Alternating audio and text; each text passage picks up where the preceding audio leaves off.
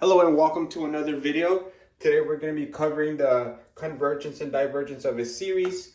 So if you were asked if the cube root of n over n to the fifth, if that's a sequence in the series from starting at 1 to infinity, does that series converge or diverge? So like our previous video, if you're asked if this converges or diverges, what you really want to look at is the sequence. So the sequence in this case, denoted a of n, is the cube root of n over n to the fifth. So in any problem where you're asked about a sequence, the first thing you want to look at is, can I simplify this any further? And in this case, the square root of n over n to the fifth, that really looks something like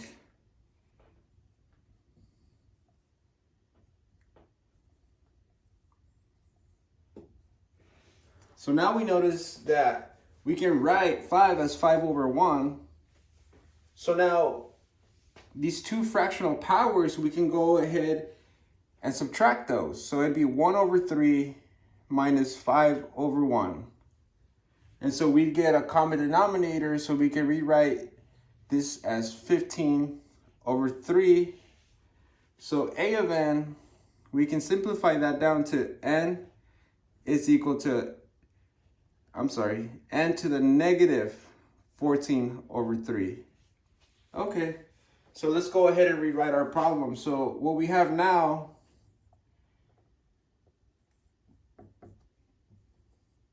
our sequence looks a little bit different after we simplified it. Now we really have 1 over n to the 14 over 3.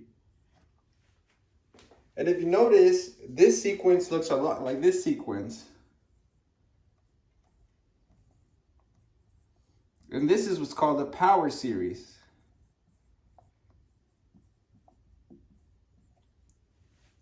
So we can go ahead and see if that converges or diverges through evaluating a power series.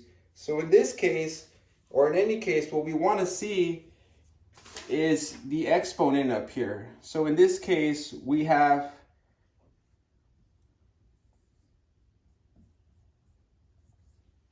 but if you want to rewrite that up top, we really have n to the negative 14 over 3. And so the test of the power series, it tells us that that if p is greater than 1, then it converges.